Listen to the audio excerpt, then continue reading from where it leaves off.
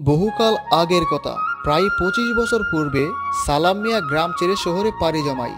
ছোটবেলায় তার মা বাবা মারা যায়। তখন সে শহরে চলে আসে। এখন সে শহরে একটি ব্যবসা বাণিজ্য করে। আজ 25 বছর হয়ে গেল গ্রাম ছেড়ে শহরে এসেছি। হঠাৎ গ্রামের কথা খুব মনে পড়তেছে। আমার মনে হয় একটু গ্রামে যেতে হবে। গ্রামটা একটু ঘুরে দেখে আসতে হবে। তুমি তো বলেছিলে গ্রামে তোমার কেউ নেই, শুধু একটা পরিত্যক্ত ভিটে পড়ে আছে। আপনজন বলতে তোমার কেউ নেই, তাহলে এখন তুমি কোথায় গিয়ে উঠবে? বাবা মা মারা যাওয়ার পর আমাদের বাড়িতে করিম চাচা থাকতো। এখন নিশ্চয়ই করিম চাচা না হয় তার ছেলে মেয়ে আছে। তাদের বাড়িতে না হয় গিয়ে উঠবো। 1-2 রাত থেকে তারপরেই চলে আসব। ঠিক আছে, তাহলে তুমি কালকেই রওনা দিতে পারো। আর শোনো, সাবধানে যাবে, সন্ধ্যা হওয়ার আগেই পৌঁছানোর চেষ্টা করবে। পরের দিন সকালবেলা সালাম মিয়া গ্রামের উদ্দেশ্যে রওনা হয়। সে খুব ভাবতে থাকে। গ্রামের শৈশবের কথা তার মনে পড়ে যায়। কত খাল বিল নদী নালা, ঘন জঙ্গল, সবাই মিলে একসাথে খেলা করা, সবাই মিলে একসাথে নদীতে গোসল করা, সবকিছু তার মনে পড়ে। এই সব কিছু ভাবতে ভাবতেই টানা 5 ঘন্টা জার্নি করার পর সে নিমতলি এসে পৌঁছায়। আর এইখানে গ্রামের মানুষগুলো নৌকা দিয়ে নদী পারাপার হয়। আর কাঁচা রাস্তাগুলো গরুর গাড়ি দিয়ে চলাফেরা করে। আর গ্রামের মানুষগুলো খুব সহজ সরল। এমন সময় একজন গাড়িয়াল আসে গরুর গাড়ি নিয়ে। সে গরুর গাড়ি দিয়ে মানুষকে পারাপার করে। এই যে মশাই, কোথায় যাবেন? আমার গরুর গাড়িতে আসেন, আমি আপনাকে পৌঁছে দিব। আমি শহর থেকে এসেছি। আমি জয়পুর যাব। জয়পুর বটতলায় গিয়ে নামব। ওইখানে আমার বাড়ি। আপনি কি ওই দিকে যাবেন? আরে মশাই, আমি তো ওই দিকেই যাব। তাহলে চলে আসেন, দেরি না করে গাড়িতে বসেন, আমি আপনাকে পার করে দিব। সালাম মিয়া তখন গরুর গাড়িতে উঠে দাঁড়ায়। সে গ্রামের চারদিক দেখতে থাকে। গ্রাম দেখতে অনেক সুন্দর।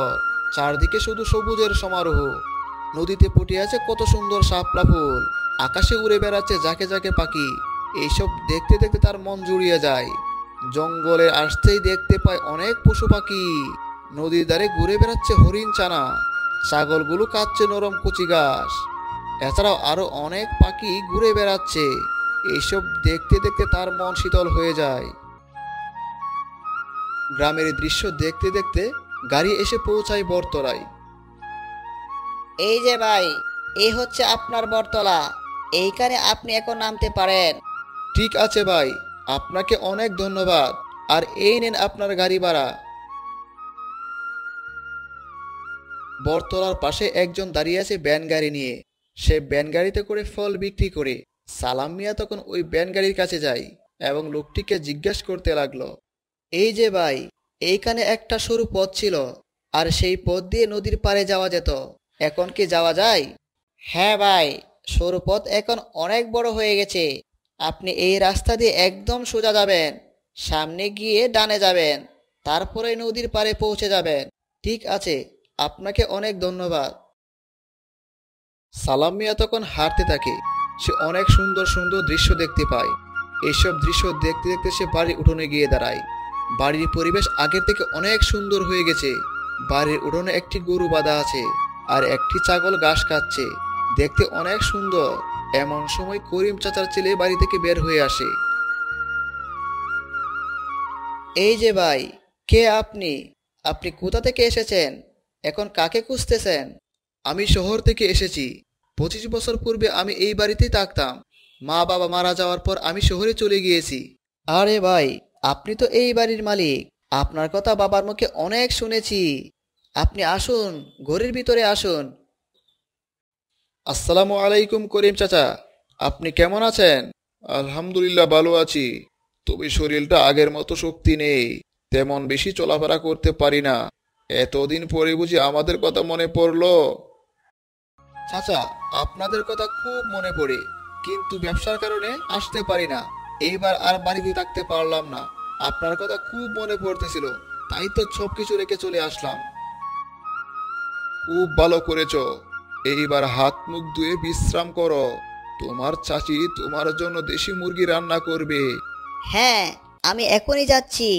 মশাইয়ের জন্য দেশি মুরগি রান্না করব। তারা সবাই তখন গল্প করতে থাকে। আর এইদিকে করিম চাচার স্ত্রী তখন দেশি মুরগি রান্না করতে বসে। রান্না শেষ হওয়ার পর তারা সবাই তখন একসাথে খেতে বসে। বাবা, তরকারি কেমন হয়েছে? খুব ভালো হয়েছে চাচা, যেন মায়ের হাতে রান্না খাচ্ছি। কতদিন পর গ্রামে আসলাম, মা বাবার কথা খুব মনে পড়তেছে। বাবা, তুমি ইচ্ছা করলে প্রতি বছর গ্রামে আসতে পারো, তোমাদের মা বাবার কপাটও দেখতে পারো। আর এখানে আসলে তোমার কোনো কিছুর অভাব হবে না। তুমি এখানে খুব আরামে সময় কাটাতে পারবে, গ্রামে ঘুরে বেড়াতে পারবে। ঠিক আছে চাচা, আমি এখন থেকে প্রতি বছর গ্রামে আসবো বেড়ানোর জন্য। গ্রামটা আমার অনেক ভালো লেগেছে, আর এখানে আমার শৈশবের অনেক স্মৃতি রয়েছে।